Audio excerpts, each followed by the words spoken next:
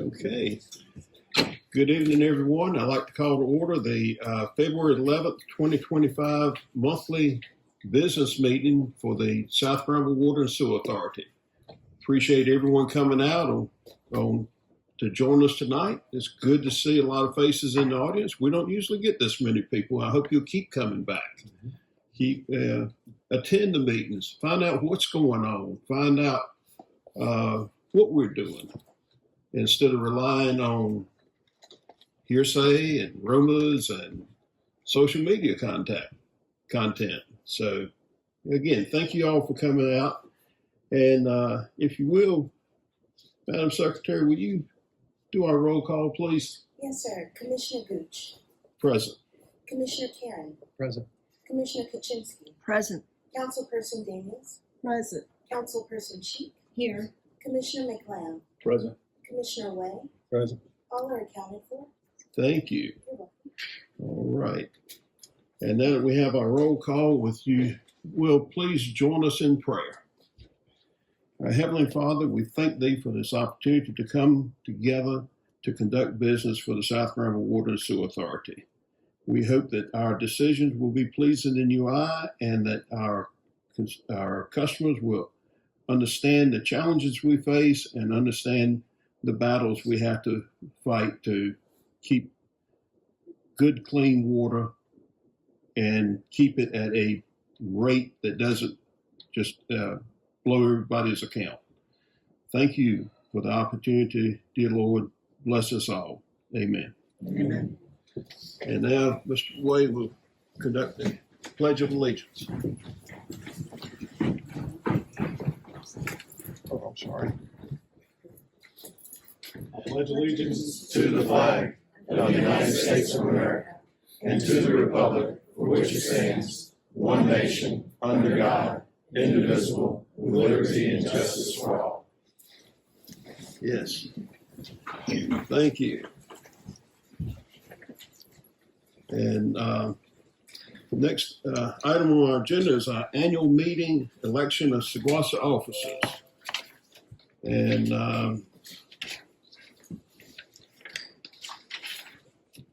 let's see if I can get to it here.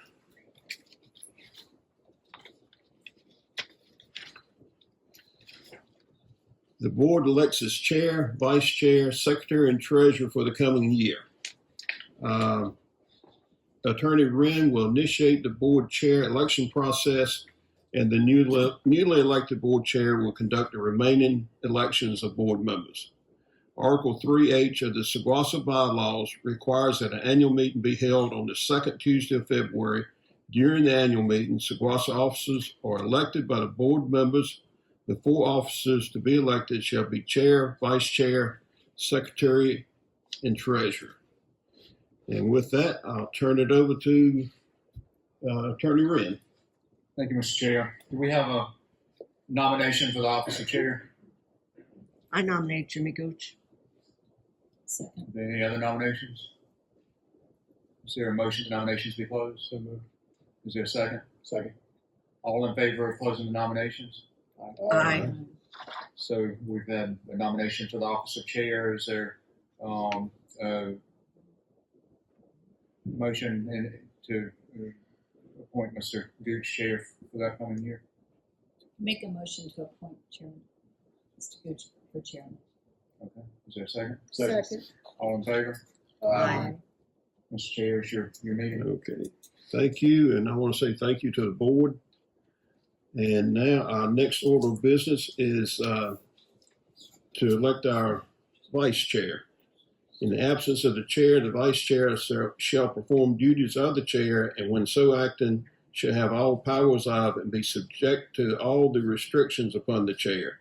The vice chair shall also perform such other duties as from time to time may be assigned by him, to him or her, by the authority. And now I open the floor to nominations for vice chair. Mr. Chairman, I offer the name of Kenneth McLeod, Commissioner for the Town of Stem. We have a nomination for Kenneth McLeod. Do I hear any other nominations? Do we have anyone else? I nominate Georgiana. We have a nomination. We have a second nomination for Georgiana Kaczynski, our current vice chair. Are there any other nominations? If not, do I hear a motion to close the nominations? So moved. Okay, we have a motion to have a second. Second. All those in favor of closing the nominations signify by saying aye. Aye. All those opposed? No opposition. Nominations are closed. And now, Mr. Wren, I'm going to have to refer to you because this is kind of an unusual situation for us. Do we vote on each candidate? I mean, in each candidate. For vice sequentially? chair? Individually? Yeah, yeah, I mean,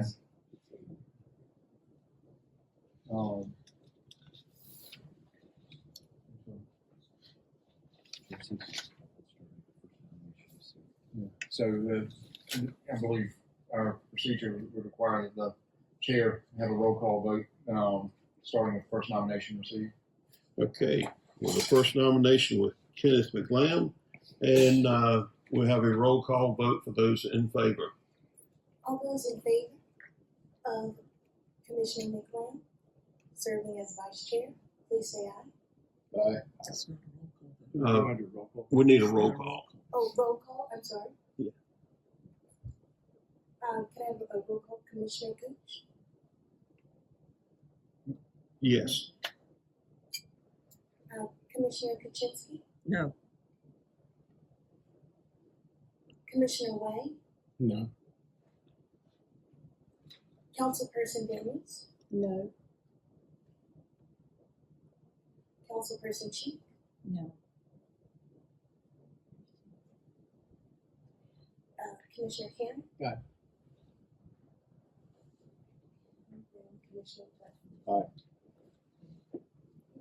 We have 2 ayes and 5, I'm sorry, 5 noes.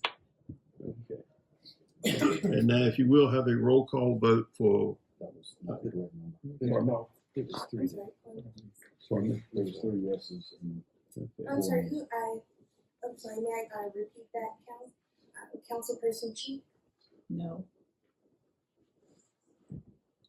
and Councilperson Daniels? No. Commissioner Way? No. And then Commissioner Kaczynski? No. Commissioner Gooch? no. Yes, I'm sorry. I got confused for a second. Okay. And then Commissioner Karen Yes. and Commissioner McLeod. yes.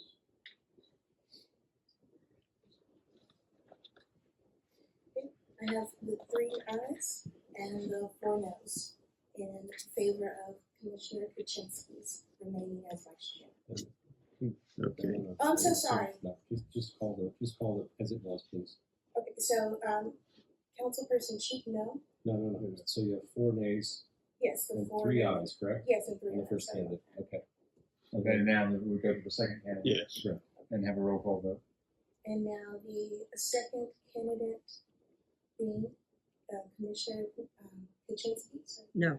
No? That's your vote. You voted against yourself? Oh. How many times am I voting here? You voted the first time for Commissioner McLeod, now for yourself. Yes. You sure Commissioner this one? Gooch, No. Councilperson Cheek, Yes. Councilperson Daniels, Yes.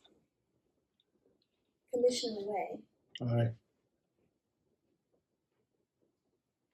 and then Commissioner Karen, No. Commissioner McLeod. No.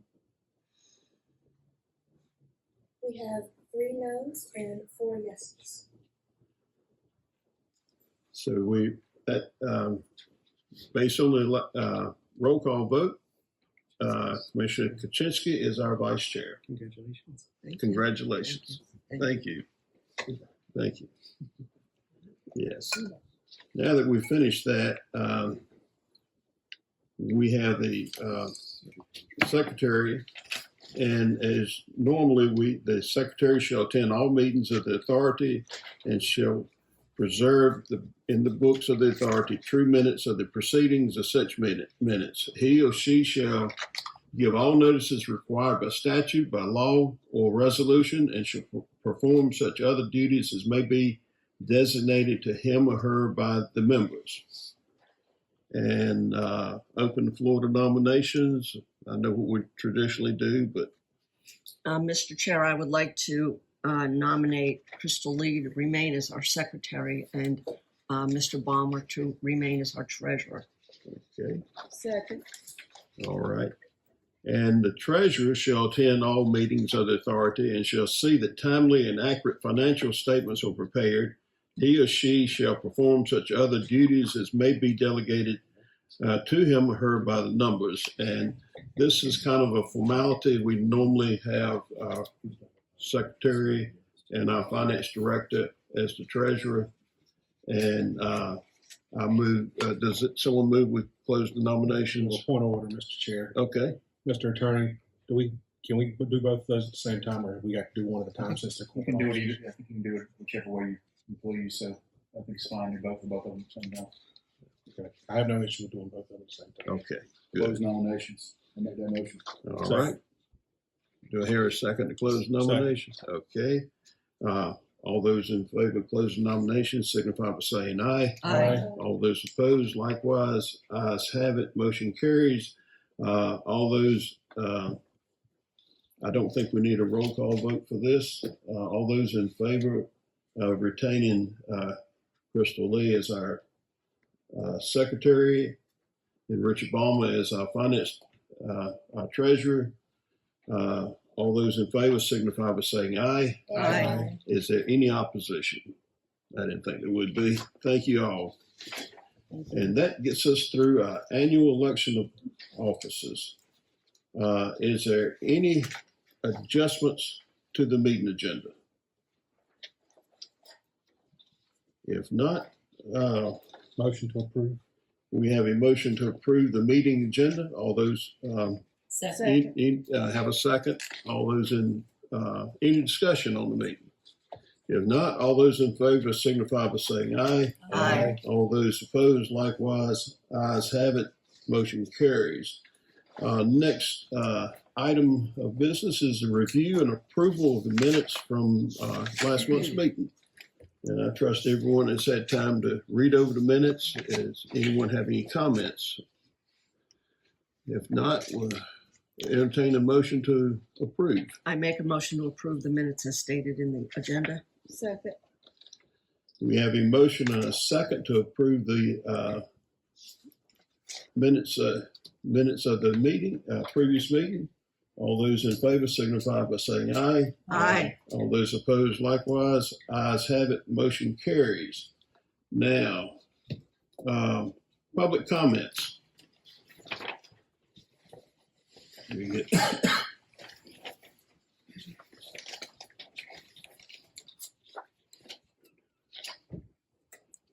okay. Members of the South Granville Water and Sewer Authority, SGWASA, are committed to allowing members of the public an opportunity to offer comments and suggestions regarding efficient and effective administration of the regional utility. In addition to public hearings, a special time is set aside for the purpose of receiving such comments and suggestions. All comments addressed to the SGWASA members, the board during the public comment period shall be subject to following procedures. Number one, public comments general. The public comment period will be held at the beginning of the board meeting. The comment period will be limited to a maximum of 30 minutes based on a total number of public comments. Requests to speak, information cards submitted to the board may agree by the majority to vote to extend the public comment period or hold an additional public comment period at the end of the board meeting. Public comment speakers should not expect board action, deliberation, and/or comment on subject matter brought up during the public comment section unless and until it has been scheduled as an item on a future meeting agenda. Public comment is not intended to require the board to answer any impromptu questions Speakers will address all comments to the board as a whole. Discussions between speaker and members of the audience are not allowed. Action on items brought up during the public comment period will be at the discretion of the board. Speakers must be respectful and courteous in their remarks and must refrain from personal attacks or accusations, the use of profanity, and inappropriate gestures. Only one speaker will be acknowledged at a time. If the time runs out before persons who have signed up have an opportunity to speak, those names will be carried over to the next public comment period. Any applause will be held until the end of the public comment period. Speakers who have prepared written remarks or supporting documents shall leave a copy of such remarks and documents with the board secretary. Speakers shall not discuss matters concerning the candidacy of any person seeking public office, including the candidacy of the person addressing the board, except to extend that the comments directly address issues pertinent to South Carolina Water and Sewer Authority. Comments must be related to matters that are within the authority or jurisdiction of the board. Topics requiring further investigation will be referred to the appropriate SGWASA official, board, committee, or agency, and may, if in order, be scheduled for a future meeting agenda. The board requests that complaints relative to specific SGWASA employees be directed to the executive director other than at a board meeting. Individual personnel issues are confidential by law and will not be discussed by the board in open session. Our public comments procedures. Persons who wish to address the board during the public comment period shall complete a public comment request to speak information card prior to the start of the board meeting. Public comments request to speak information cards will be available 30 minutes before the start of the meeting. On the public comments request to speak information card, speakers shall provide their contact information, full name, full address, email, and telephone number, and the topic of their comments. Speakers will be called to the podium by the board. When it is their turn to speak, speakers will address the board from the podium at the front of the room and begin their remarks by stating their full name and address for the record. Each speaker will have 3 minutes to make remarks and will only be entitled to the time allotted. Those persons who desire to submit their public comments to the board without directly addressing the board during the public comment period may do so, yet they shall provide a legible document to the board secretary by 3 p.m. on the day of the board meeting.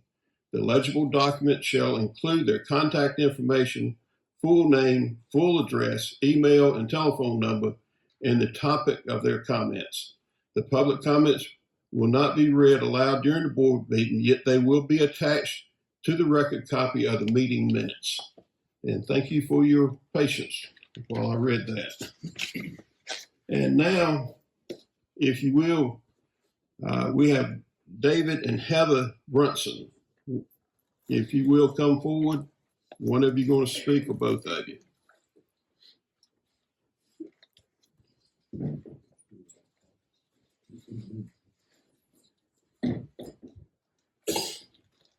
Yeah. If you will, for the record, state your name and address. David Brunson, 108 North Charles Street, Creedmoor. Heather Brunson, 108 North Charles Street, Creedmoor. Thank you. Everybody doing all right? Any Chiefs fans? I'm sorry. Anyway, I was a big fan of show and tell when I was a kid, so I brought some props with me. I was here last time in August. I don't know if some of you remember me. I had some concerns about the water quality, particularly the dental health for my kids. And what I did was I installed a water filter system on one of my sinks. Here we are 6 months later. What I have, this is the first water filter that comes out of Granville Water's sink, out of my house at least. This is what a brand new one looks like. So this is the first filter it hits. This is the third filter it hits. This is after 6 months, and this is brand new. I'm not here to, debate really anything because I just really wanted the evidence and I really wanted to show you guys what it looks like. Now, these filters are housed in these plastic containers that you screw off at like any kind of pool. So you have to clean it out with, and I can barely get my fingers inside, but this is what comes off of the plastic inside. And last time I talked about what my kid was brushing their teeth with, this is what they're brushing their teeth with. So my request really is to show some concern, show some real evidence, and introduce a water filter system on our houses. This would drastically improve the quality, give you guys some time, because I understand last time during my meeting there were some budget issues. This will buy us some time to help alleviate the concerns that you can see that are coming out of our water system. Is there anything you want to add? Well, I would just like to add that this is what we can see, and I also feel concerned about what is not visible inside the filters, because we know the forever chemicals, based on public information, are also in the water. So this is just what we can visibly see that's going into our bodies. She's a lot smarter than me. So, yeah, that's all I have to share is that concern, and hopefully we can have some filters installed on our houses to help the problem. Thank you. Thank you. Thank you for your comments. Our next speaker is Alan Richardson. Alan Richardson. Pardon me? You said Alan? I think, am I correct, Mr. Richardson? That's correct, yes. Okay. Thank you all for allowing me to speak here today. I'm not actually a SGWASA customer. If you would, Mr. Richardson, for the record, would you state your name and address? Oh, yes. I know we have it on the card, but we'd like to have it on there too. Yeah, no problem. Sorry about that. My name is Alan Richardson. I live at 1730 Willsuit Road in Creedmoor. Is that all you need? Yeah, that's All right. good. I'm not actually a SGWASA customer. I am on a well, but I am a member of this community and I care about it, so that's why I'm here. The other day, this article came up. It's from Business Wire. It was published January 30, 2025. It's entitled Aqua North Carolina installs 7 PFAS treatment systems to protect drinking water for thousands of customers. I'm going to go ahead and read that if I have time. Aqua North Carolina cuts ribbon on PFAS treatment facility at Bayleaf Master System in North Raleigh.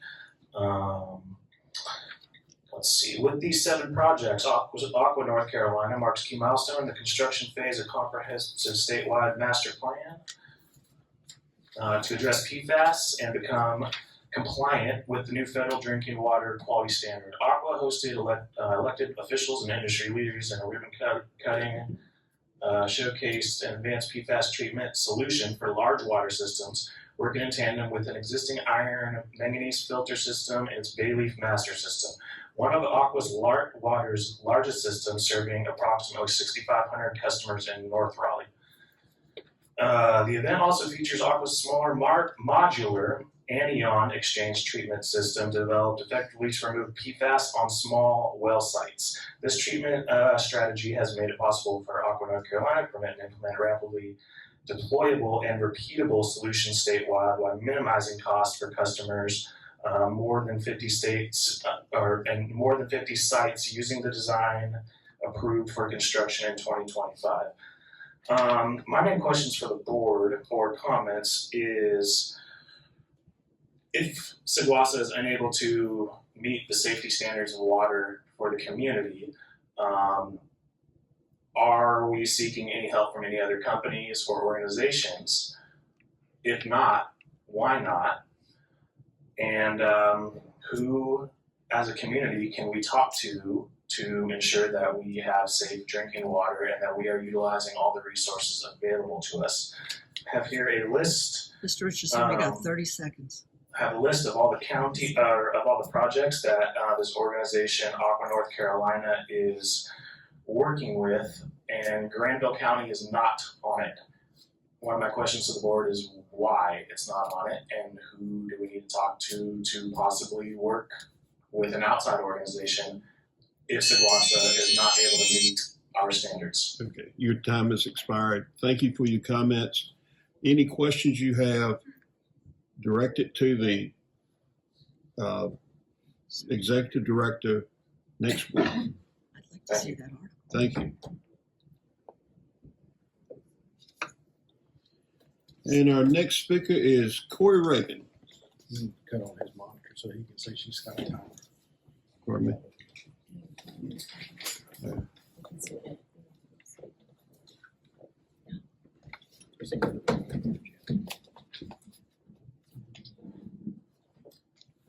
Good evening, my name is Corey Reagan and I live at 1601 Irving Place in Creedmoor.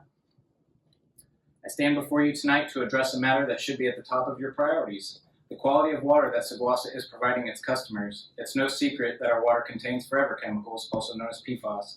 I understand that SGWASA has until 2029 to comply with EPA standards and that they claim to be ahead of schedule. I also understand that the amount of PFAS is often dismissed as being just one drop in an Olympic-sized swimming pool. But let me ask you this, if that one drop contained arsenic, a known poison, drinking the water once may not harm you. But what if you consumed it hour after hour, day after day, year after year? Eventually, it will cause harm.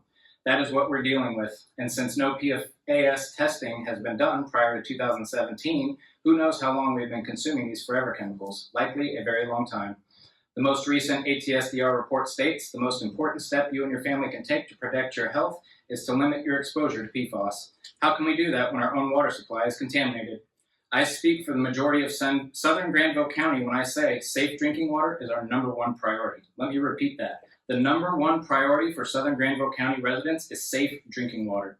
SGWASA has pledged $5 million to study the PFAS issue when neighboring cities and counties such as Pittsboro and Wake County are already implementing or have implemented filtration systems at the source. Yes, the EPA's deadline is 2029, meaning SGWASA is not required to act now, but let me remind you, doing what is required and doing what is right are not the same thing.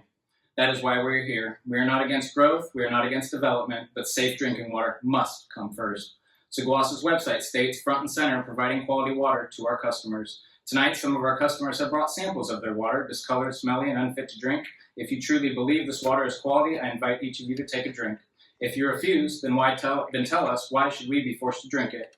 Here's a simple solution. Provide a filtration system to every SGWASA customer who wants one. This will immediately provide residents with safe drinking water now, while SGWASA continues to work towards satisfying the 2029 standards. Win-win. I brought this up to the executive director of SGWASA, who told me he was not opposed to it and to run it by the board. So I set up a meeting with 2 board members who informed me that it would be illegal to provide such filters to customers. I investigated these claims by getting in touch with the EPA and DEQ, who informed me this is not true. Per the rules governing public water systems, DEQ clarifies they do not prevent a water system from providing home water filters for customers. Documents provided. It may not be a normal practice, but having high levels of PFAS is also not normal. With that, I say SGWASA may not legally be required to act, but if they cared about us, the community, they would. We will be watching your decisions closely, and if you choose to ignore us, we will not be silent. Thank you for your time. Thank you for your comments. And now Mr. John Mayo.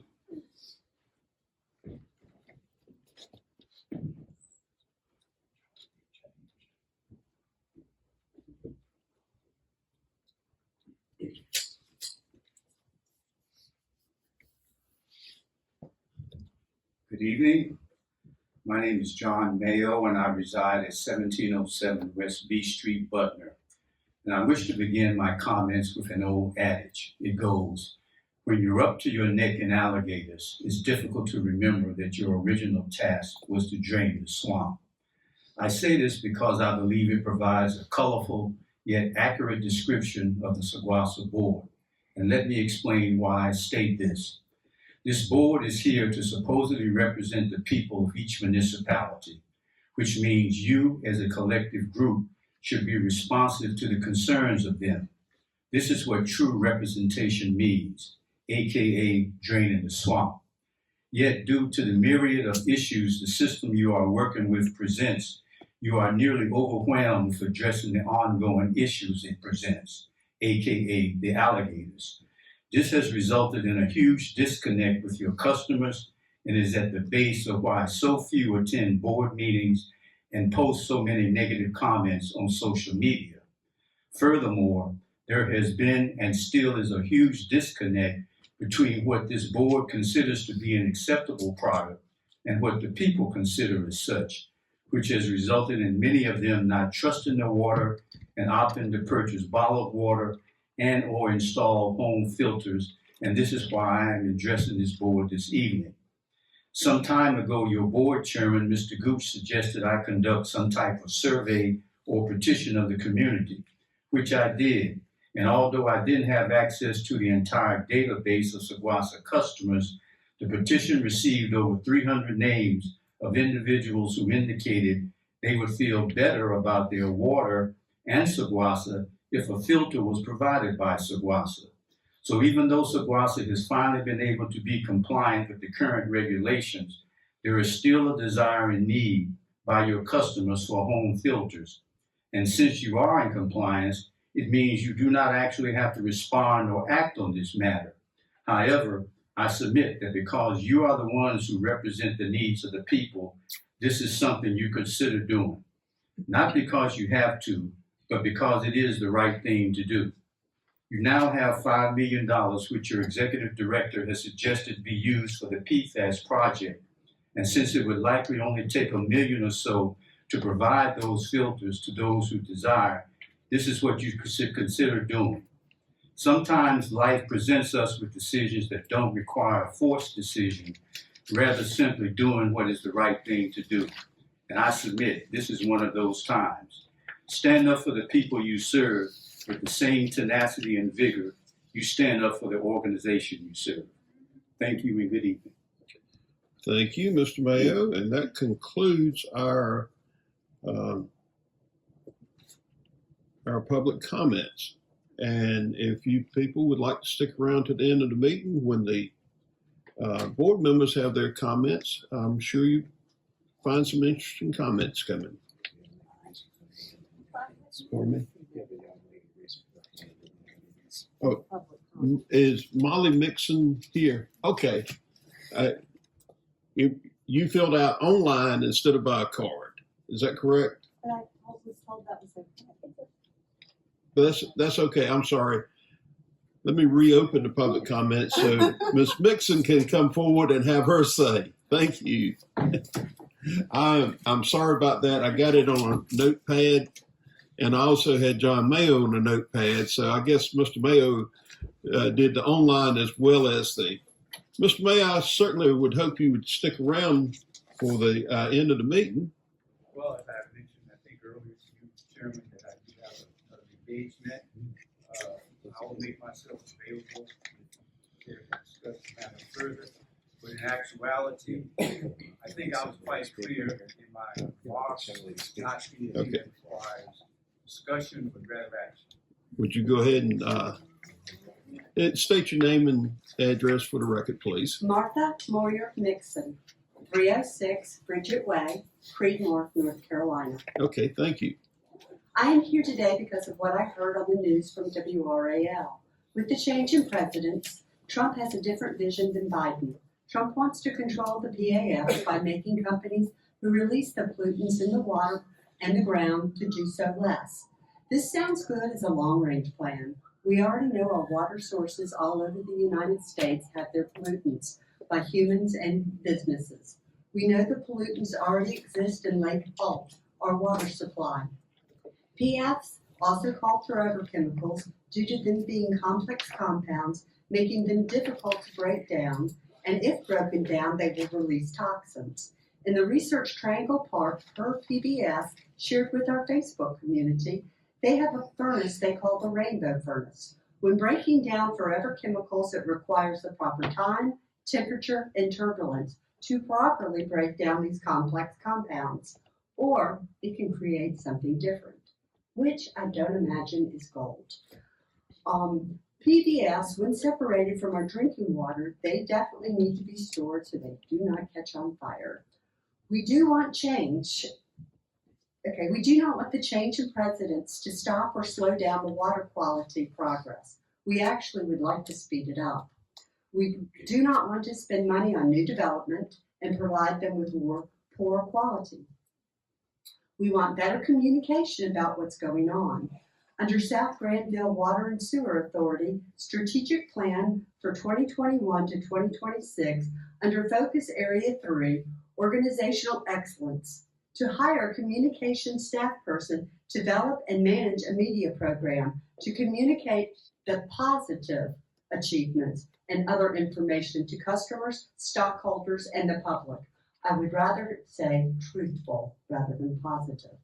I also found on Facebook community page the November 2024 topic update report. It addresses the PAF levels. It provides public information on PAF not until 2027 and to implement the reduction until 2029. What are we, the community, to do until then? You have not told us. Rather, the community is trying to educate us. I really don't understand. I'm really just understanding the importance of all this. I feel South Granville Water and Sewer Authority communication has been lacking. We as a community are the ones paying for the water, drinking it, and bathing in it. Actually, we really have no other choice.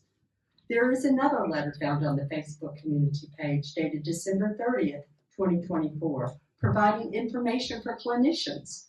You can share this healthcare provider and work together to determine the best path forward for your unique situations. I do have a doctor's appointment, my physical in March. I would love to have a copy of that piece of paper. Your time has expired.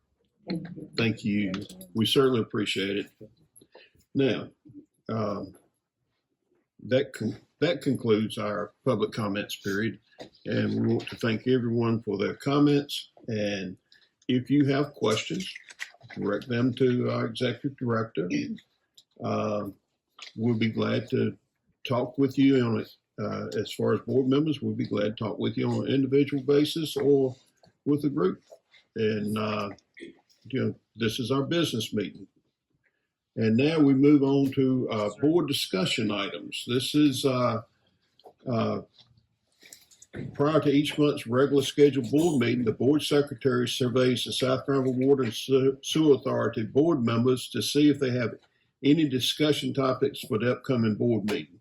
The following are the responses received regarding discussion items for this board.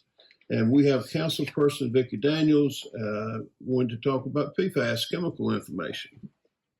Yes, we have PFAS chemical information and the EPA's compliance. Okay.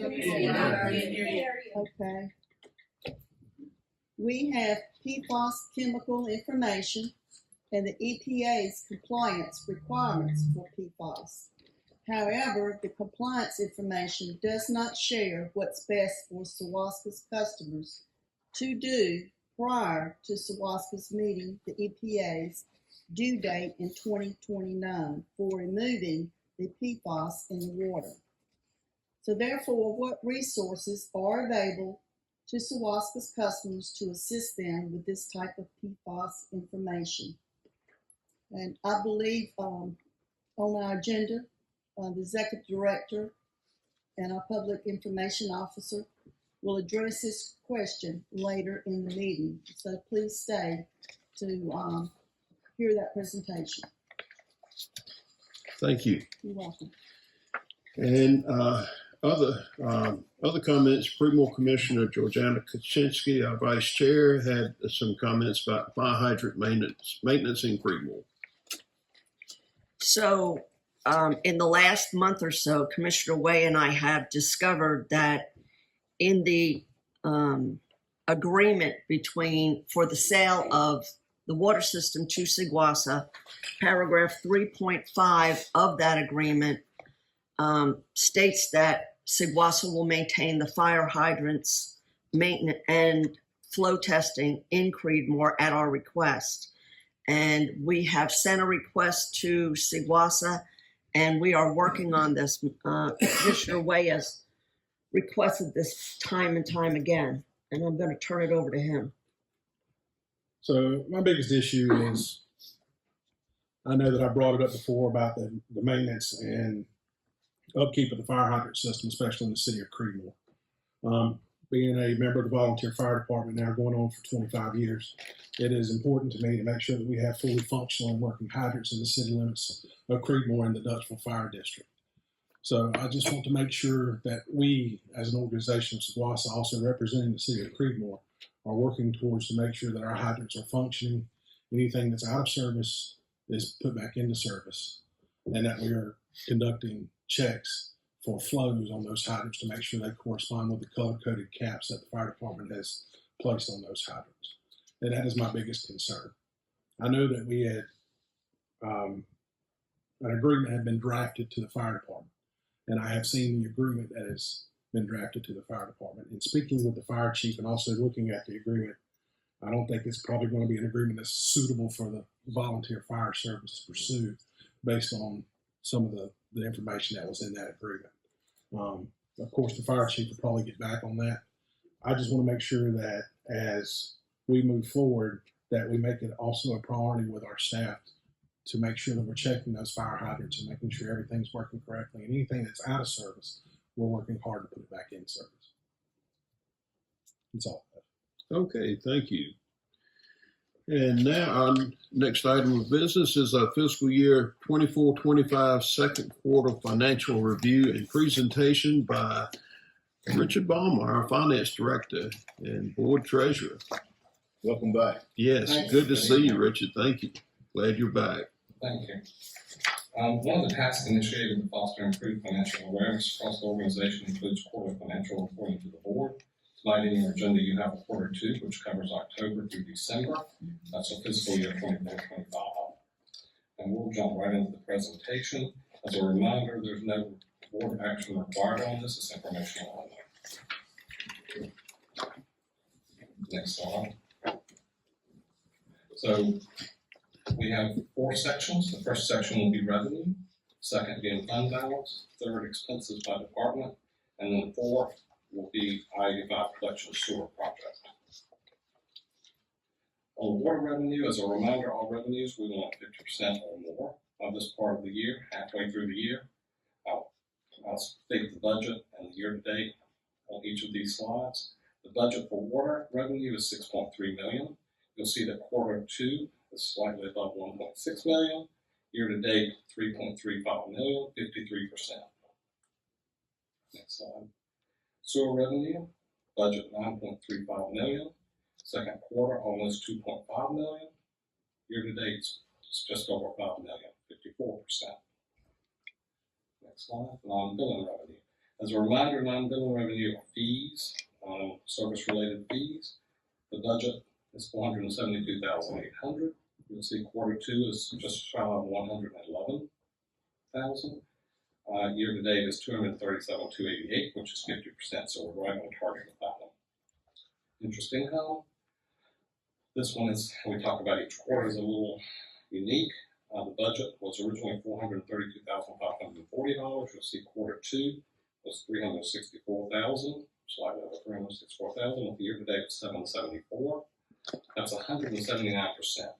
And as the board will remember, when the budget was adopted last year, the projections were the Federal Reserve was going to start reducing rates in March. That didn't happen, and they come at much lower reduction rates than we expected.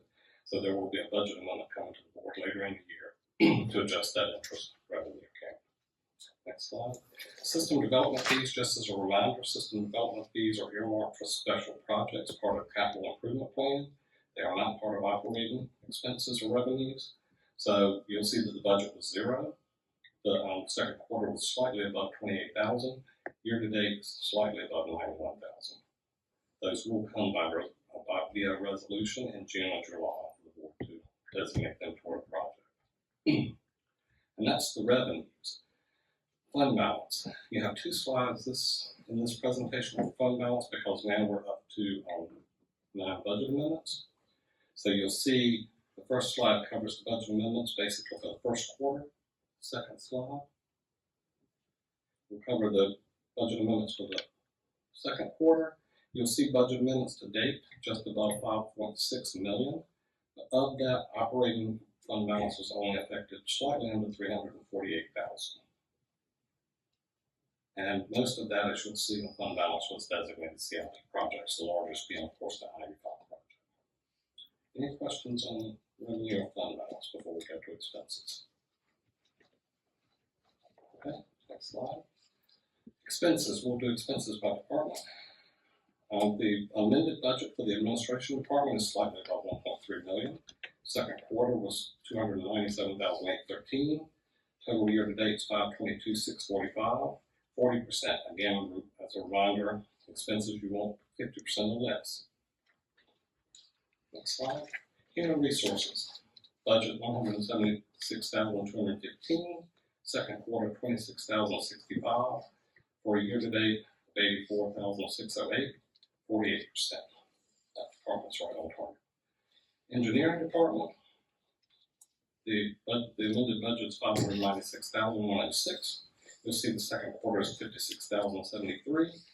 Year to date spent 86,876, 15%. As a reminder to the board, there is an engineering position that's originally budgeted in there that was not filled at this point, and that's why that department is very low in year-to-date expenditures. Next slide. Billing and collections. Billing and collections, the budget is 530,564. Second quarter, 110,254. Year to date, 229,015, 43% spent. Next slide. Water treatment. Water treatment, the budget was slightly above 2 million. Second quarter is 492,631. Total year to date, 908,740, 43%. Next slide. Next slide is wastewater treatment. Wastewater treatment, the budget is just under 2.6 million. Second quarter is 656,199. Year to date spent just above 1.1 million, 43%. Utility maintenance. And as a reminder, utility maintenance involves water line maintenance, sewer line maintenance, pump station maintenance, and meter reading, which are 4 different departments merged into one. The total budget is just under 3.4 million. Second quarter is 801,928. Year to date just under 1.4 million, 40% expended. Next slide. Next slide is depreciation, board and other, with the majority of this department being either depreciation or property and liability and workers' comp insurance. The amended budget, just over 2.7 million. Quarter two, 596,030. Total year to date, 1,367,732, 50% expended. The next slide, projects and studies. You'll see a list there of all the projects that you have already approved budgets for, totaling $12,395,575. Quarter two, just over 1.4 million. Spent year to date, 3.6 million, 29%. A lot of the reason that one is below the 50%, of course, is because of the timing of some of these projects. So some of these will escalate toward year end in the next 2 quarters. Next slide, debt service. Debt service, 3,769,735 is the budget. Second quarter is 426,459. Year to date expended, 720,771, only 19%. As a reminder to the board, most of our debt comes due May and June. So it's not uncommon to see that one very low for this part of the year. Those are the expenses. Any questions on the expenses? If not, we'll move on to the I-85 collection project. We have 2 slides related to that. The first one being our grant money. You'll see that the only thing for the first 2 quarters that was earmarked out of that grant money was the phase 2 design of the project, $5,727,500. You'll see that's 97% expended, just under 5.6 million. And we have $315,124 submitted to DEQ, where DWI, we're awaiting grant reimbursement. So that part of the project's almost finished. The board has awarded the construction administration engineering contract, and that will show up in the 3rd quarter. Next slide. This is the SGWASA funded portion thus far of that project. You'll see the budget is $2,889,351. You see a breakdown there of what that entails. You'll see spent thus far this year, just under 1.8 million. Total expended of that budget, 2.6 million, nearly 2.6 million, 90% expended. So the SGWASA part of that's almost expended. Any questions? questions on the I-5 project? If not, we'll move along to a financial summary.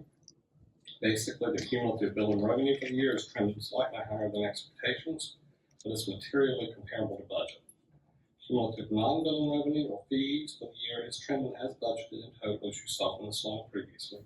However, some fees, such as connect fees and engineering revenues, are slightly below expectations. Interest income for the year is trending significantly above expectations due to the anticipated reductions in interest rate by the Federal Reserve, which haven't occurred as quickly as they were originally predicted. Operating fund balance appropriations for the fiscal year are reasonable. Designated CIP fund balance appropriations for the fiscal year are significant due to the I-85 sanitary sewer project, but the board has approved all those. That is part of the big project. And departmental expenses overall are materially comparable to budget and expectations. There are some budget line items such as supplies and repairs that are significantly expended, but not to the point of concern. Any questions on the presentation? And any questions for Richard? And there's no board action required for this. This is for information only. Does anyone have any questions for Richard? Okay, thank you. Thank you. Don't sit down. Huh? Don't sit down. Now we have the fiscal year 24-25 budget amendment number 12. And I think Ruben's going to handle this for us. Thank you. Thank you, Ruben. Good to see you. Good to see you. Good evening, board. Ruben Carter, Assistant Finance Director. Tonight I'll be presenting budget amendment number 12 for the board's approval. Budget amendment number 12 for fiscal year 2024-2025 appropriates and reallocates budget for various line items.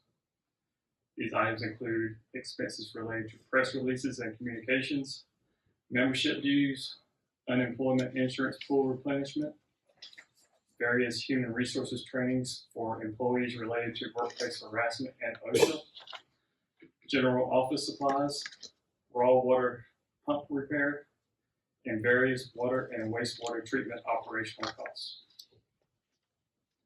The majority of this budget amendment utilizes budget from other line items, while the remaining portion will be utilizing fund balance. The table below shows the previous budget amendments' effects on fund balance. And below that is the budget amendment number 12. On the revenue side, we will be appropriating $18,679 in fund balance.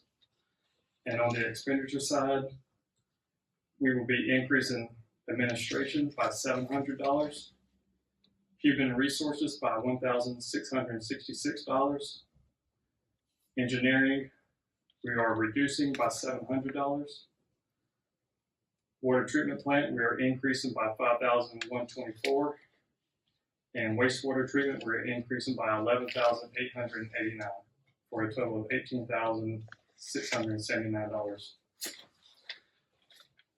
Attached is further detail on the budget effects of the individual departments.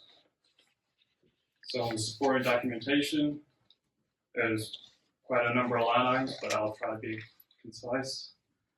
Under administration, we are reallocating budget for miscellaneous advertising, communications, and office supplies expense. Under administration and engineering, we're moving $700 from engineering and to administration for membership dues. Under HR, human resources, we are allocating $1,666 in fund balance to replenish the unemployment insurance funds. Also under HR, we are reallocating $2,200 for workplace harassment and OSHA training for employees.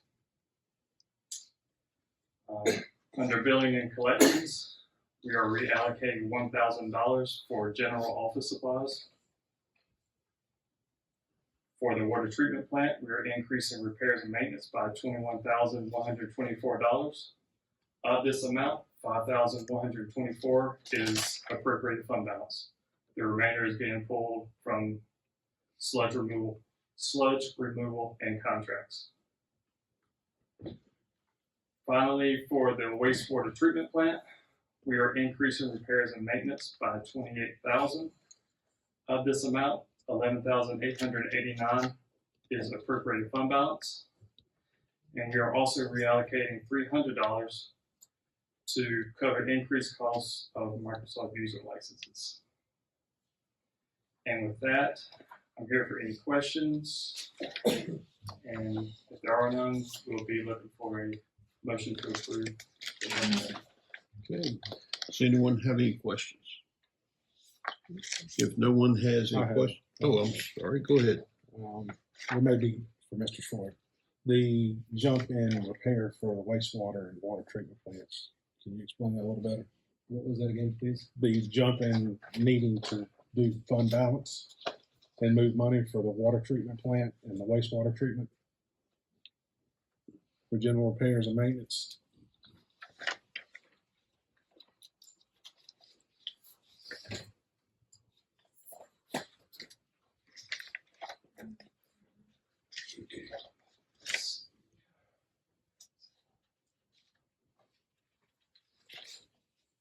It would be in the water treatment plant area specifically, is that correct?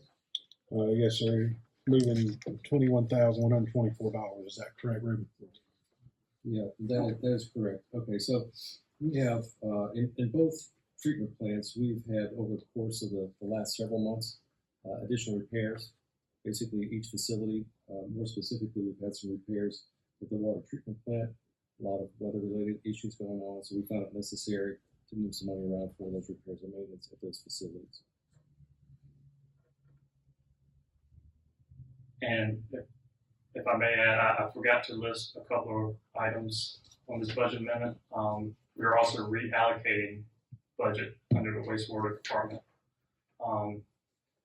for repairs and maintenance for 4 pump rebuilds, and also we're increasing supplies and materials by $3,000 due to increased costs of lab supplies. Mm-hmm.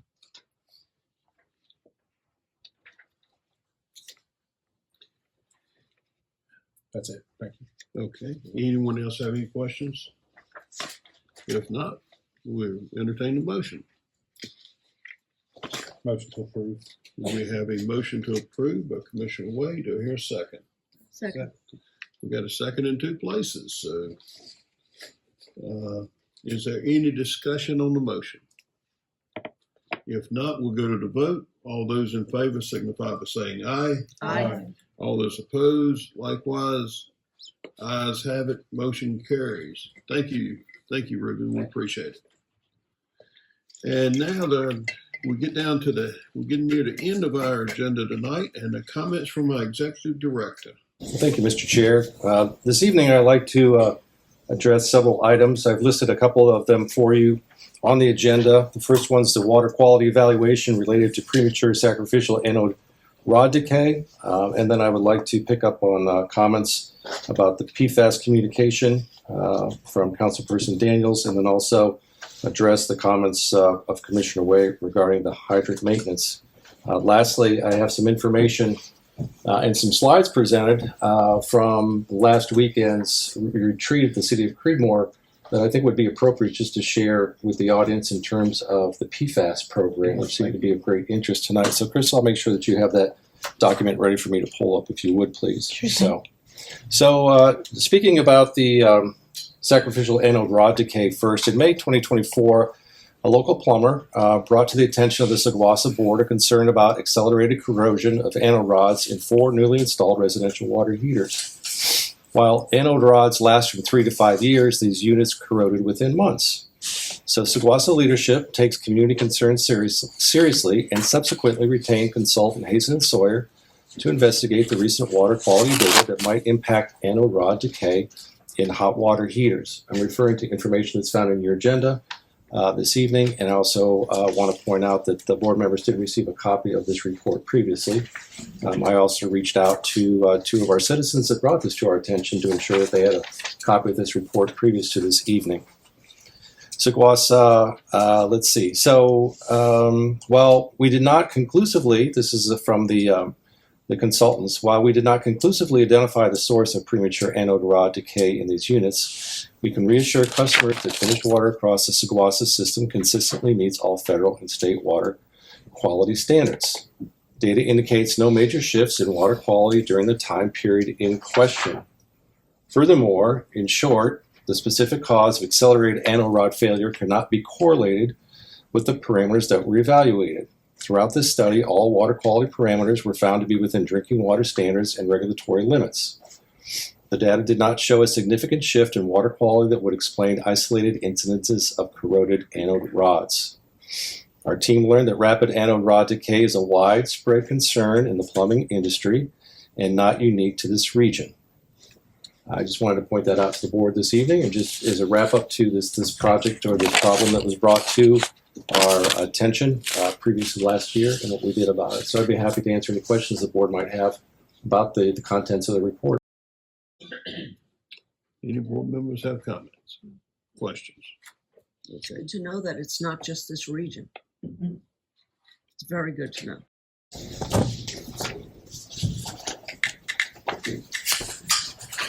All right, nothing further. I'd like to move on to address Councilperson Daniel's concerns about PFAS and our approach. So your comments this evening as far as discussion topics talked about the information that we do share on our website, but there's nothing in our resources for customers to assist them with the type of PFAS information while we're working towards removing the PFAS problem itself. I know that with our communications team here, we do have a lot of information about PFAS, and I know just in general, if you will, that our approach from the beginning of this back in 2022 has been not to duplicate the EPA's information in their website. So we push a lot of information, and we push people basically to the EPA's website for PFAS because that's where the most relevant information is found.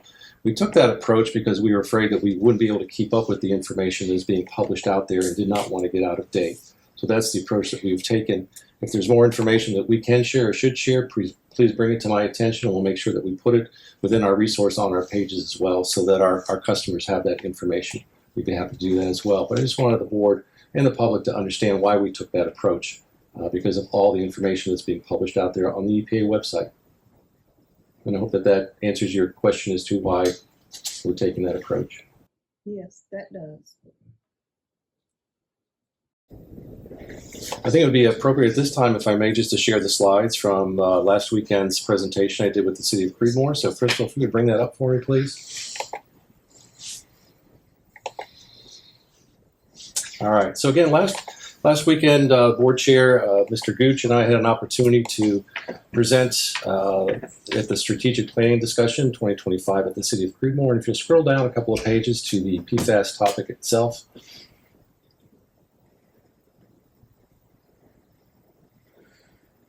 Very good. So I'd like to talk about the PFAS mitigation program. So what I'm providing for the board is an update on the public also on the background and also the status of what we're doing with the PFAS program. So I think most are aware of PFAS and what they are and the certain class of compounds commonly referred to as forever chemicals, as they do not break down and they remain constant in the environment throughout the water of the land and the land. What I've highlighted here for you is water utilities such as SGWASA are passive receivers of PFAS. SGWASA does not produce nor manufacture PFAS. Instead, these chemicals are present in source waters that are treated to produce drinking water. So I think it's always important to get that point. Excuse me? It's important, I will speak louder, thank you, to get that information out there on screen as well. PFAS can be found in products and materials, as we've talked about previously, such as lotion, wax paper, water bottles, cleaning products, so on and so forth. So we have a little bit of background on PFAS. Let's move on to the next slide, please. So let's talk about our actions. So SGWASA is working with engineering consultant CDM Smith to ensure compliance with the EPA's maximum contaminant levels for PFAS. CDM Smith is currently midway through the PFAS pilot testing program at the SGWASA water treatment plant. This project will be completed in mid-2025. The $500,000 pilot testing program was funded by a grant from NCDEQ. The results of the pilot testing program will allow CDM Smith and SGWASA to determine the best PFAS removal technologies. Once determined, design work will commence, followed by construction. SGWASA received a $5 million state grant and will use this money to offset engineering, design, and construction of the estimated $26 million PFAS removal project. I think my previous update said $25 million. It's now up to $26 million as we're working towards this. I think what's also important is that we have a $5 million state grant that we're putting towards this project, or at least recommended to go towards that project, and that's for design and construction. That's not just for testing, that's for design and construction. And also I'll just highlight the grant that we received for the pilot testing program. SGWASA continues to apply for NCDEQ grants to offset the cost of the PFAS removal, and to date, SGWASA has not received any grants from NCDEQ to offset this construction. However, we will keep applying twice a year, even throughout construction over the next several years, to see if we can still get some grant money to offset this construction cost. The EPA required completion date for PFAS removal is 4/26/29, and we are racing towards that end date, that required finish line. And I will mention to you that there's over 3,000 public water utilities throughout the U.S. that are in the same situation, and we're all racing to the same finish line. We're all using the same technologies, which you can imagine the cost of that technology is going to increase, and we're all going to be using very similar contractors to complete that work at our water plant. So the race is on. I'm confident at this point that we can hit that 4/26/29 completion date. And keep the board updated on that. The next item, I believe, is a timeline. Is that correct, Crystal? Next slide. So I thought it would be helpful for the public and for the board to see a simple timeline as far as what we're working on to achieve here. You can see in 4/26/24 as far as this testing and analysis portion starting and moving through April of this year. And then we are going to start working on a design build this spring, if you will, looking at that resource, that design, those contracts, as we race to complete the 4/26/29 completion date. So I thought it was helpful just to bring that information back up to the board this evening so that you could see that. I think that's the last slide that I have regarding that. Yes. Does the board members have any questions for me on the PFAS mitigation program? I do. Yes. So last year when we first started finding out about the PFAS, the cost of this build would be $20 million. And now it's up to 26 because, of course, inflation. So in the interest of dollar amount, should we push harder, push faster, so the price doesn't continue to go up because of inflation? Or, where is our priority on that part of it? Well, suffice to say, there's a couple opportunities to approach this problem or this project. A traditional approach would be a design, bid the project, build the project, which is going to be a certain number of months to actually do that. The faster approach is a design, build project approach, and that's what we're promoting here, which allows us to move on this project sooner.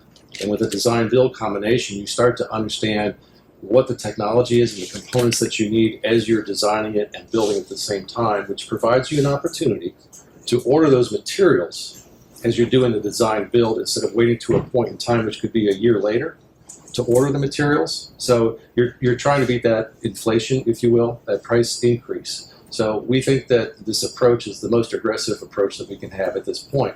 Keep in mind, though, that we're going through the testing actually at the water plant, working on our water to determine which process, if you will, is going to be the best process and the most cost-effective process to get us below the 4 parts per trillion that's required for the PFAS. So that's what we're aiming for as well. So we're evaluating that technology not only on what the costs are to build it, but keep in mind that not only are there forever chemicals, that there's forever costs into the maintenance and the supplies that are necessary to keep the system fresh and moving forward.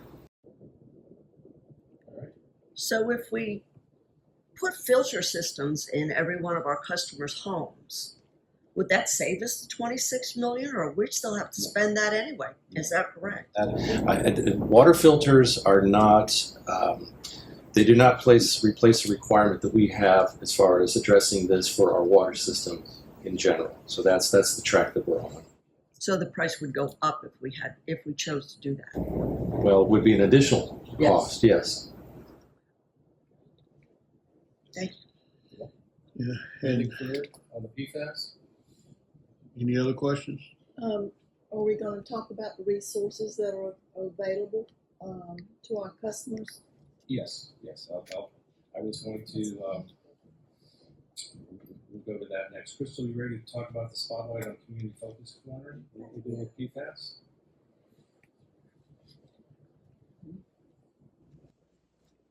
Firstly, I'd like to begin by thanking you all for joining us this evening. Are all of you signed up to receive alerts from SGWASA? If you are not registered, please go online to SGWASA.org/alerts. I believe we have about 20 to 30 individuals that have signed up and registered. So we want to begin spreading the word. It is available on our website, the information that you're seeking, and we want to create a hub that makes it easy for you to interact with us, submit information that you'd like to learn more about, and interact through polls and chat sessions with our team of individuals, experts, and other professionals on our staff. So this short snippet will give you insight into the Community Focus Corner. And I just ask that each of you engage with us on that platform. We are happy to assist and help you with the information that you're seeking.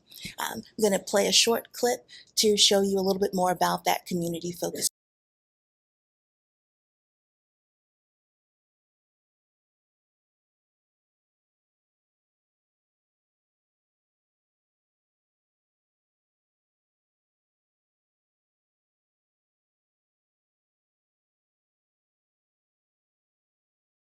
SGWASA is expanding the Community Focus Corner, launched in October of 2024, to include a video and resource library. Residents are now able to download the digital SGWASA Digest. Whether you prefer to read online or in print, you can easily catch up on all the latest news from SGWASA. Mark your calendars. We're thrilled to invite you to the debut of SGWASA's first virtual town hall, happening on April 23rd. This is a great opportunity for you to learn more about the important work SGWASA is engaged in within our county. Visit our news topic page on the website, where you can submit your suggestions for future publications. Your input is invaluable, and we want you to be a part of the great work in progress here at SGWASA. I look forward to seeing you all at the first virtual town hall. You can register and sign up to take part in that activity. Thank you. Well, thank you, Crystal. Mr. Chair, just one last item for me. In terms of the draft fire hydrant maintenance agreement, I would just like to say that I look forward to receiving the comments from the city of Creedmoor at some point, maybe in the next, maybe the next couple of weeks. Would that be possible? Okay, and then we'll continue to take it from there. Thank you very much. Thank you, Mr. Chair. Thank you, Mr. Shorey. Comments from our attorney? No comments, Chief. Thank you. No comments from our attorney. Do we have anything for executive session? Good. Thank you. Comments from our board members. Town of Butler, Councilperson Judy Cheek. I love the community page. I think that's great. What I was hoping to see was actual links or resources. If somebody's interested in purchasing a filter, maybe a link where there might be some resources for that thing at their own expense at this point. That's because I know we haven't discussed that any further, but that would kind of be what I was hoping we could also see on that page. Well, I think, if I may I make a comment, Mr. Chair? Yes. I think one of the reasons we have not provided any links to any commercial brands of water filters is because we're not supporting any brand of water filter. And if you type in PFAS water filters, which I think we've done that recently, you will get pages and pages of vendors for that information. So that's one reason why we haven't promoted any specific brands out there. A simple search of PFAS removal water filter will provide you with all kinds of information. Well, I guess I was just looking for a general, what it could do if you chose to go that way. You know, that's just a general information, not really calling out a brand, but, you know, it could be, because I see that people are concerned that 29 might be kind of far off and their kids are brushing their teeth with it, or that was just a thought. Okay. To follow up on that, I was looking for apa.gov link on the page so that someone could go in and look at that page. It offers 3 different type of methods. It doesn't support any one brand, but it shows the 3 different type of methods that you can look at each one of those filters. But it says if you buy a filter, you got to make sure that it's certified to remove PFAS. But again, I was looking for a link just to give them a link while they're on our page to take them to EPA.gov, and then they can select those different links to look at for information purposes. Very good. Thank you. Thank you. Okay. Mm-hmm. City of Creedmoor Commissioner Robert Way. Thank you, Mr. Chair. So I'm relatively new to this, I guess, being in the political arena. This is my going on 4th year as an elected official and being appointed to the SGWASA Board to represent citizens of Creedmoor. I don't say that they're my neighbors. They're people I see at the grocery store. They're people that I interact with. They're people that live in my neighborhood. One of the biggest things that I think has been hard for me to understand is SGWASA is made up of all of us. Anything that gets done, we have to pay for. It has to come from our water bills to do it. There's no funding that's given to us by the municipalities. There's no funding given to us by the county. And that was something that when I first got appointed to this board, I had to just wrap my head around because I just didn't understand. I just thought being a part of the Water and Sewer Authority, there was some type of funding that was coming in to help offset ratepayers' costs to keep this function. And it just wasn't there. So one of the first things that I did was reach out after being elected to other elected officials. At the time, it was Senator Mary Wills Bodie, Mr. Sossman, and Winslow, I believe, to try to get us some attention brought to us so we can get some funding to get to some grants and things of that nature. And we were able to secure some funding. I don't remember exactly how much funding at the time it was. And that's something we still need to do. And before I was even a member of this board, I believe there was funding that was supposed to be set aside for some type of filters that was supposed to be allocated by an elected official, but I can't remember. Former Mayor Moss, do you remember who the elected official was? I can't off the top of my head. Frank McKissick. Frank McKissick. Floyd McKissick. Floyd McKissick. I think the money was allocated, and then just like anything else, it got tied up in the political arena of disagreements. And that funding was lost. I believe it was somewhere around $600,000 for filters for customers of SGWASA. I have not seen the information that Corey provided tonight, where he reached out to someone about the filters of what we can do. But I'm looking forward to looking at it. It's information I wasn't aware of. Also looking to see what we can do to hopefully secure more grant funding and funding to help us push this project along. One of the biggest issues is the funding itself, but we know the water's there, that people want to get better quality water than what you may have at your home. Everybody's home and water quality is different. There's numbers and all the stuff that we're looking at, and I can't comprehend it. I cut my tap water on, it comes out clear. I'm not saying anybody else's doesn't. I don't get into the scientific numbers that some people do. And I have no filtration on my water system in my house, but I'm in a newer neighborhood in Creedmoor. I appreciate seeing everyone out here tonight because for so long I've sat on this board and we've had the same 2 or 3 people come and just be present and voice their opinion. And as I've stated at some of our Creedmoor meetings, the squeaky wheel gets the attention. So being present and being a voice in your community might get the squeaky wheel some grease, so that way we can get some attention and maybe get some of that funding that we so desperately need to help out. So thank y'all. That's all I have. Thank you. Thank you, Commissioner Way. County Commissioner Tim Carey. I'll try to keep my comments as brief as possible. We all know that's sometimes a difficult thing to do. We've talked a lot about home filtration. This is not a new topic to any of us. It's, after all, a $2.9 billion a year industry in North America, $10 billion a year worldwide industry. Back in 17, when we had some disinfectant byproduct issues that we were having at our water plant, was when those filtration systems first came online, and there was a politician that promised that he was going to get some things put in a budget. It never made it in the budget. That's what Commissioner Way was talking about. It was a placation to a citizen to say, I'll put it forward for you and we'll move it along.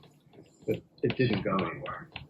As far as taking allocation of a pot of money and spending it on some other pot of something, we're not allowed to do that.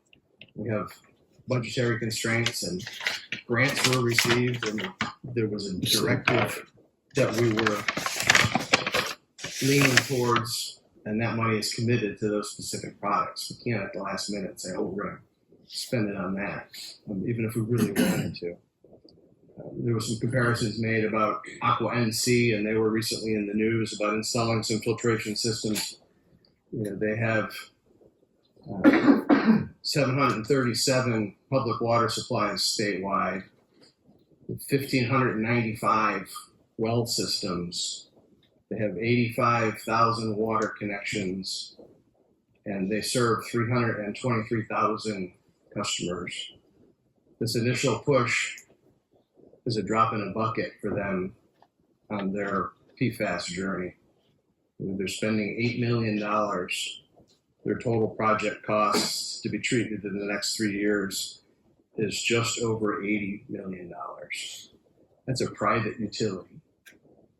And if you Google a little bit about Aqua NC and some people's woes about high prices and chemicals in their water, you'll find out very quickly they're like all the other water utilities, except for they're a private for-profit water utility. We are not a for-profit utility. We're a consortium of 4 political entities that come together to best serve this community in the most beneficial and cost-effective manner possible. To go out and purchase everyone systems with your money would be an endorsement of those filters, and heaven forbid, with the changing times.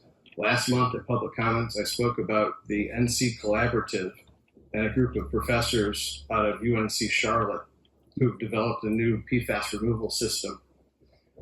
Last year, the UNC Collaborative awarded a grant to UNC Chapel Hill for a PFAS remediation project, both of which are being scaled because this is technology unfolding before our very eyes. This PFAS is not anything new. I believe someone mentioned Pittsburgh, and my friend Mayor Kyle Shipp earlier. Pittsburgh receives its water from the Haw River. They actually do have the highest level of PFAS in the state, believe it or not, but they know exactly where it came from. 3M and Apollo Chemical are currently in litigation with the town of Pittsburgh because they know exactly where it came from. We don't know where our PFAS come from. Could be the Army with the artillery shells of World War II, even though it was just invented at that time. I don't know how it got into the shells in the training grounds, but it had just come online. But it could have been from that. It could have been from AFAL.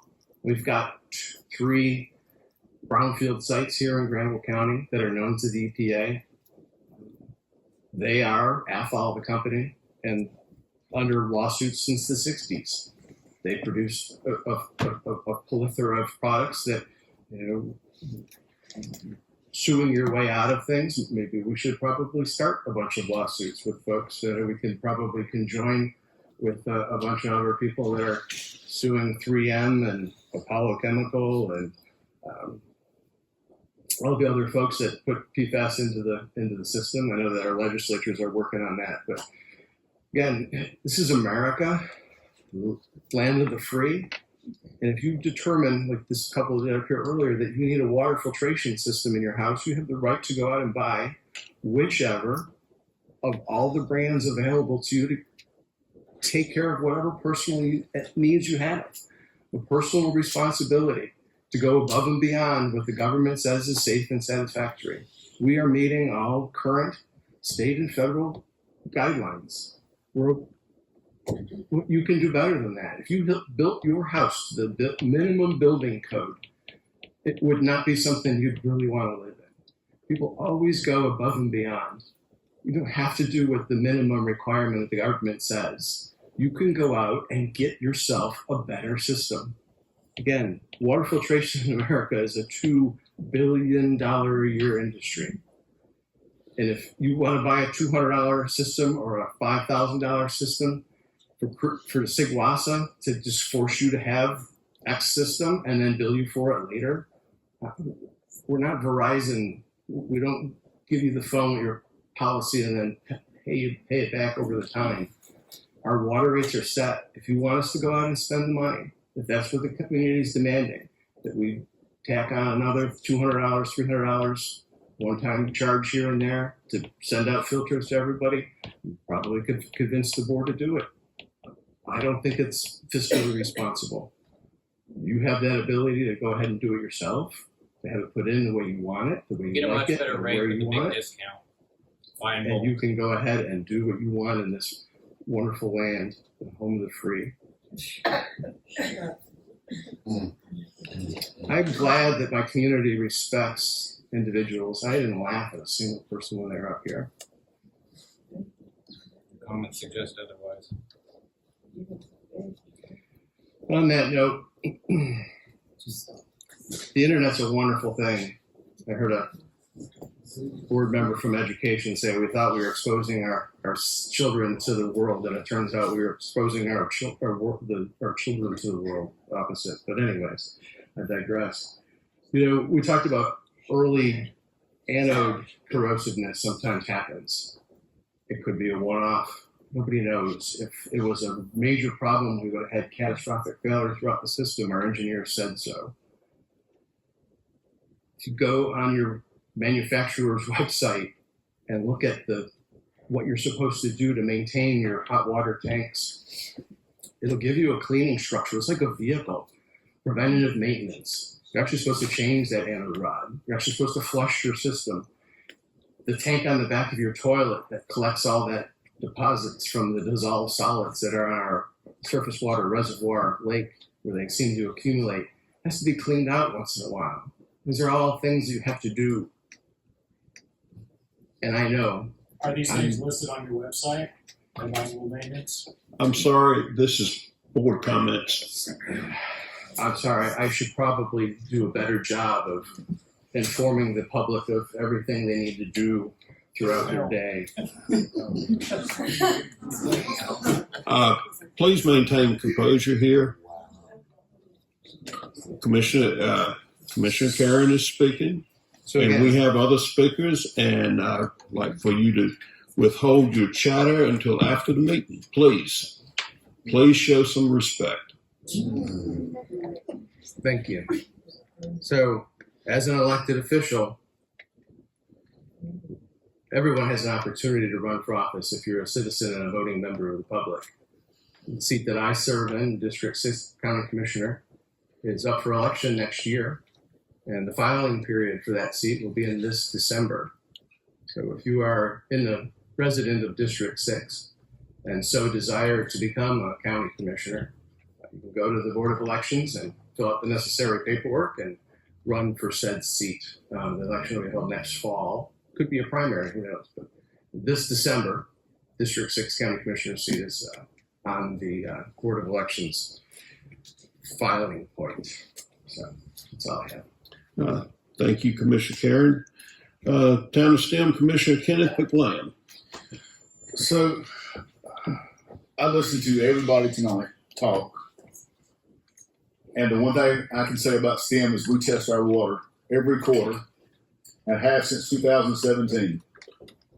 And yes, it does meet or exceed the state standards since 2017. So if anybody has a problem, STEM does their separate testing separate from SGWASA. And you can go look at that or come to me and I can present all that information to you. Thank you. Have a good evening. Thank you, Commissioner McLean. City Creedmoor Commissioner Vice Chair Georgiana Kuczynski. Your Thank you. comments, please. Thank you. I want to thank everybody for coming out on this weather, this terrible weather tonight. I didn't know if we would get a turnout. We have been told before that people would come, but I'm glad that those who are here are here. We heard you. I heard you. To the citizens of Creedmoor that I represent, I heard you.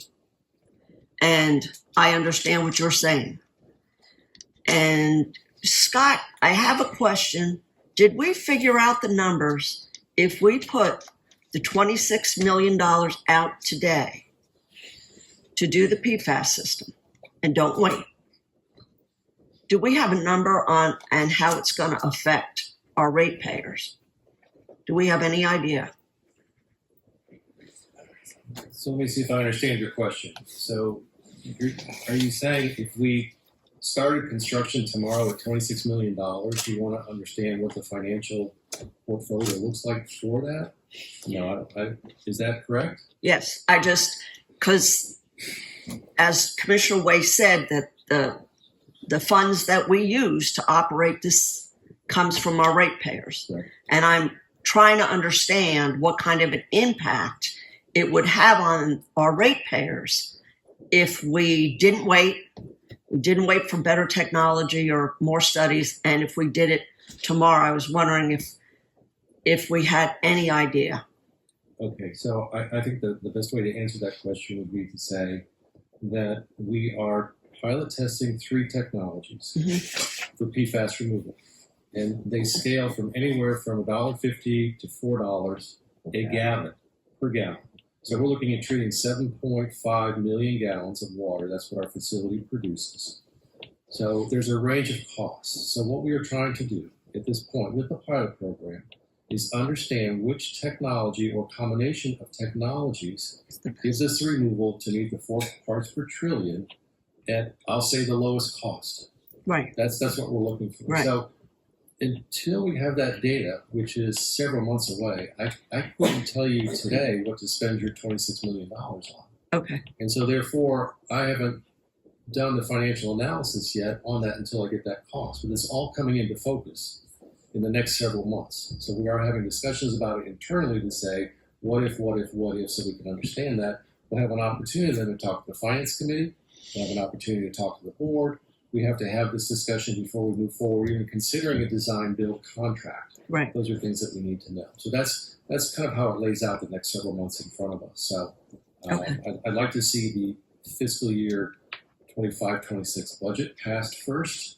That's a priority right now as we're moving along parallel to think about this project, $26 million. I'll also remind the board, in case you're not focused on this tonight, we have a $70 million plus wastewater project in motion as well, the I-85 sanitary sewer project that we're working on. So those are things, they're not competing priorities, but they're parallel priorities. So you have the I-85 project at close to $75 million.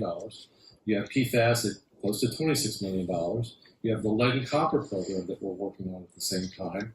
And regulations may be coming down in the future with PFAS and wastewater. So there's something else for you to look forward to in the future. These are all regulations that we're dealing with in terms of water and wastewater across the entire network. We're also dealing with an 80-year water treatment plant, 80-year infrastructure in this area, older possibly in the city of Creedmoor. So we're fighting those battles on all fronts. Thank you. You're welcome. So I heard some conversation when we started talking about PFAS about reverse osmosis filters. And I went out online to look for reverse osmosis filters for my house. And the cheapest one I could find was $9,900. So it's even if SGWASA gave everybody a filter for PFAS, we still have to filter the plant. So it's just additional costs and more additional costs. And when I think of costs, I think of rates. And rates are something when I came into office, I promised to do what I could do. And we did do a restructuring of the rates. And I think we did a real good job on it. But these systems and these programs are not being started just by us. These are coming down, the PFAS is coming down from the federal government, and the lead and copper is coming down from the federal government. It's just not something that SGWASA is coming up with on their own. But I want you all to know that I am concerned about rates, and it doesn't make me laugh, and it shouldn't make anybody else laugh about it, because it's nothing to laugh at. Thank you. And bear with me a little bit. When you were looking at the reverse osmosis system, what do you remember what the backwash rate was for that? I do not, because I didn't know about a backwash rate. Yeah. Most of these filter systems come with a backwash rate, and they're from 3 to 1 to 5 to 1. In other words, it takes 3 gallons to produce a gallon of drinking water through the reverse osmosis. Some take 5 gallons to produce a gallon. So what does that do to your water bill? Instead of a gallon coming out of your faucet, you're using 3 to 5 gallons to produce that 1 gallon. So that runs your water bill up. As people have stated, we don't get any tax money. The only money that comes through SGWASA comes through grants, loans, and our ratepayers. We're still paying on a $27 million loan to redo the wastewater treatment plant to comply with the Falls Lake rules, which reduced the amount of nutrients that we could discharge into Falls Lake.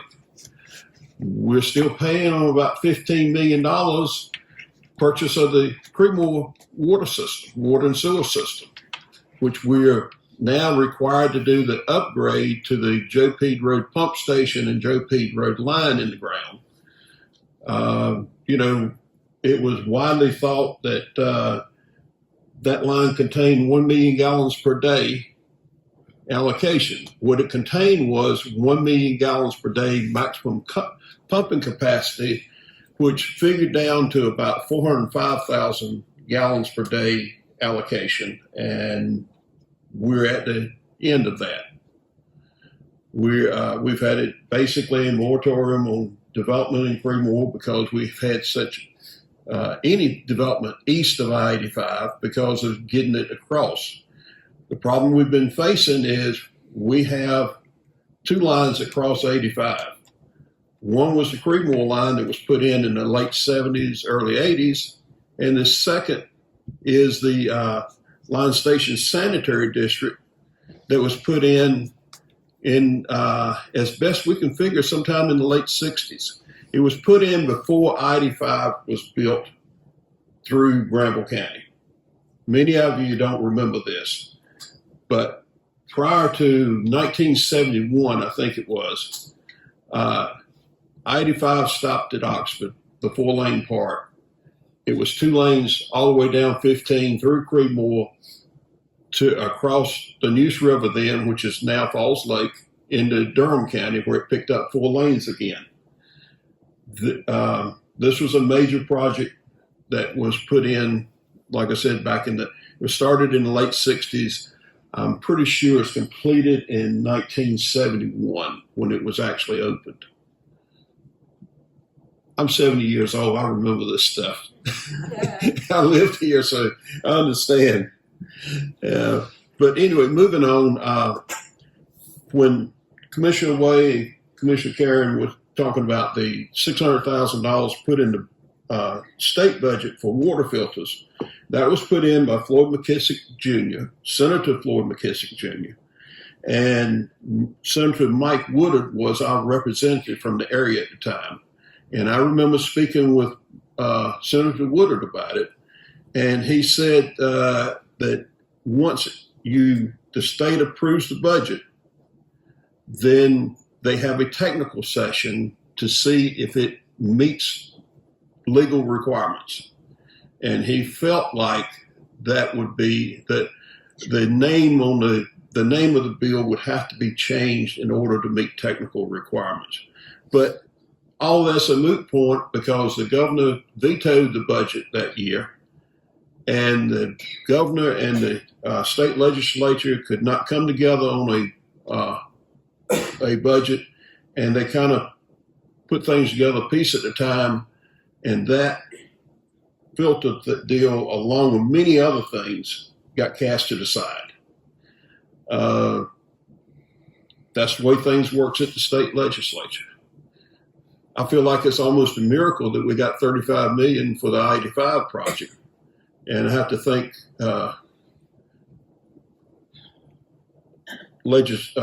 State House Representative Larry Yarborough at the time put that in place for us. And we were very fortunate. Took a lot of work by a lot of people making phone calls and bending people's ear, trying to make sure that that money stayed in the budget. And we were very fortunate that the governor and the state legislature came together and approved the budget that year. So